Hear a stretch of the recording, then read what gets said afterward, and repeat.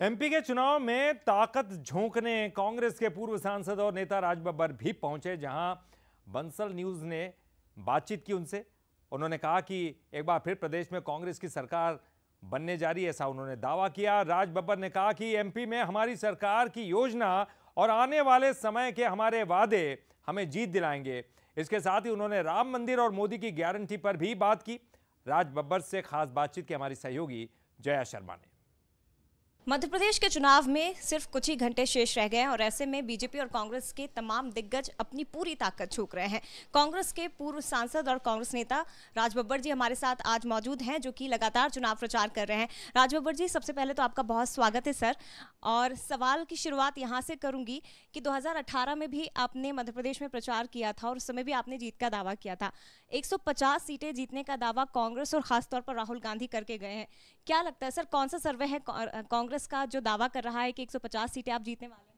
देखिए, जनता ये साफ नज़र आ रहा है कि आपने कहा कि सभी लोग अपनी पूरी ताकत झोंके हुए हैं। हाँ, बिल्कुल सही कह रहे हैं, ताकत झोंके हुए हैं। और जो ताकत बीजेपी की है वो भी आपको नज़र आ रही है कि केंद्र से भाग भाग के सारी ताकत आ रही है। और अब ये हो गया है कि भारतीय जनता पार्टी के संकल्प पत्र जो है उनका, यानी मैनिफेस्टो जो है, उसमें किसी स्थानीय नेता की या किसी मुख्यमंत्री के चेहरे की या किसी मुख्यमंत्री की तस्वीर नहीं, मतलब उसमें नहीं है। गारंटी दे रहे हैं मोदी जी। भाई मोदी जी, आप तो गारंटी 15 लाख की भी दे चुके थे कि 15 लाख रुपए आएगा। आपने गारंटी जो है 2 करोड़ हर साल में रोज़गार की भी दी थी, नौजवानों को रोज़गार मिलेगा। आपने गारंटी काला धन को वापस लाने की भी दी थी। खैर, हमारी लड़ाई आपसे नहीं है। हम आपसे क्यों इस बात कहें, क्योंकि हम जानते हैं कि मोदी जी जो है यहाँ मुख्यमंत्री बनकर नहीं आएंगे और मध्य प्रदेश के लोग चाहेंगे भी नहीं, क्योंकि जो बहुत बड़े वादे करके 3 जो नहीं निभा सके, तो अब यहाँ पे आके क्या करें, क्योंकि यहाँ प्रदेश को ज़रूरत है।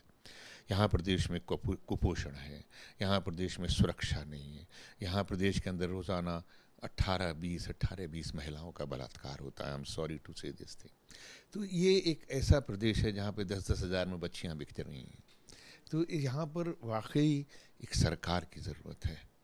और उस सरकार में, और यही वजह है कि जब पूरी तरीके से ये पिछली बार भी इनको चेहरा नहीं बनाया गया शिवराज जी को, इन्हीं वजहों से कि इनके शासन के अंदर कुशासन रहा।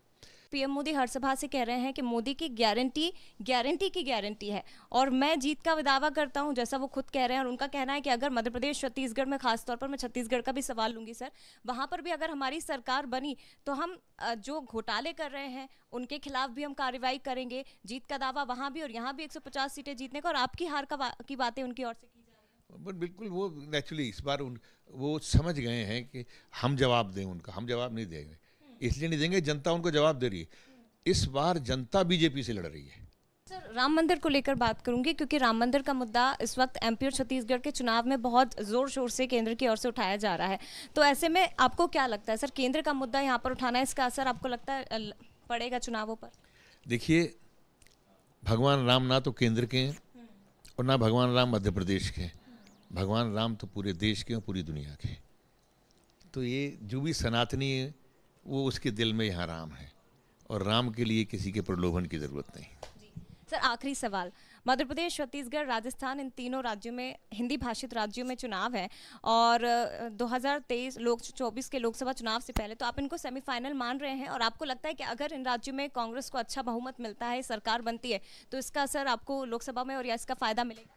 देखिए, फ़ायदा और नुकसान की बात नहीं मैं जानता, जनता ने तय कर रखा है। जनता चुनाव लड़ रही है। जनता बीजेपी को यहाँ से किसी भी सूरत में निकालना चाहती है। तीनों राज्यों में सर? किसी भी सूरत में निकालना चाहती है और निकलेंगे। बहुत शुक्रिया सर, बंसल न्यूज़ से बातचीत के लिए। तो राज बब्बर कांग्रेस नेता हमारे साथ थे। मध्य प्रदेश, छत्तीसगढ़, राजस्थान, इन तीनों ही राज्यों में जीत का दावा उन्होंने किया, लेकिन इसके साथ ही हिंदुत्व को लेकर जो राजनीति पूरे देश में या खासतौर पर चुनावी राज्यों में हो रही है, उन्हें लेकर उन्होंने स्पष्ट कर दिया कि राम केवल बीजेपी के नहीं है, न राम मंदिर केवल बीजेपी का है, ये पूरे सनातन धर्म का है, पूरे हिंदुओं का है, इसलिए इस पर राजनीति नहीं होना चाहिए। और एक बार फिर से जीत का दावा इन तीनों राज्यों में उन्होंने किया है। कैमरामैन मकरन के साथ मैं जया शर्मा, बंसल न्यूज़, भोपाल।